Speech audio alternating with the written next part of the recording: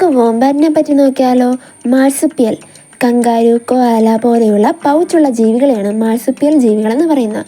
അതിൽ ഉൾപ്പെടുന്ന ഒരു ജീവി തന്നെയാണ് വോംബാറ്റുകളും. ശക്തമായ ഷോർട്ട് ലെഗ്സും ക്ലോസും ഇവയ്ക്കുണ്ട്.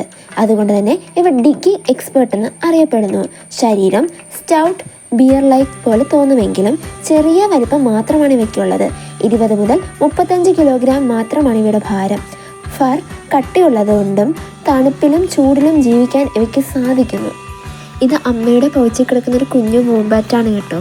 സാധാരണ അനിമൽസിൻ്റെ ഫ്രണ്ടിലിടല്ലേ പൗച്ച് കാണുന്നത്, എന്നാൽ ഇവയിൽ ബാക്കിലാണ്. കാരണം ഇവ ഡിഗ്ഗിങ് ചെയ്യുന്ന സമയത്ത് കുഞ്ഞിനെ പ്രൊട്ടക്റ്റ് ചെയ്യാൻ വേണ്ടിയാണ്.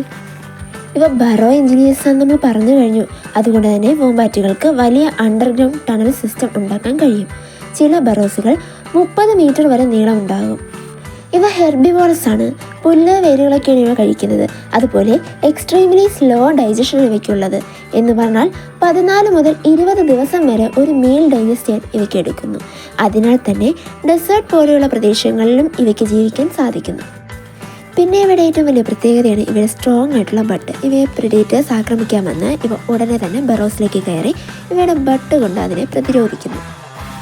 ഇവയുടെ ആ പാർട്ട് അത്രത്തോളം സ്ട്രോങ് ആയതുകൊണ്ട് തന്നെ പ്രെഡേറ്റേഴ്സിന് ഒന്നും ചെയ്യാൻ സാധിക്കത്തില്ല.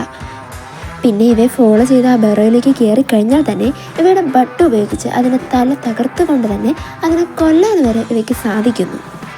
ഓസ്ട്രേലിയയിലെ വനങ്ങളിലും പുല്ലുമൈതാനങ്ങളിലുമാണ് ഇവയെ കൂടുതലായി കണ്ടുവരുന്നത്. ഇതിൽ ചില സ്പീഷീസുകൾ ലീസ്റ്റ് കൺസേണുകളാണ്. എന്നാൽ ഇവയിൽ തന്നെ ചില സ്പീഷീസുകൾ വൾണറബിൾ ആണ്. എന്ന് പറഞ്ഞാൽ ചില സ്പീഷീസിന് ഇപ്പോൾ കോമൺ വോംബാറ്റുകൾ സേഫാണ്, അത്ര വംശനാശ ഭീഷണി നേരിടുന്നില്ല. എന്നാൽ ഹെയറി നോസ്ഡ് വോംബാറ്റുകൾ വംശനാശ ഭീഷണി നേരിടുന്നവയാണ്. പിന്നെ വീഡിയോ ഇഷ്ടമായ സപ്പോർട്ട് ചെയ്യണേ.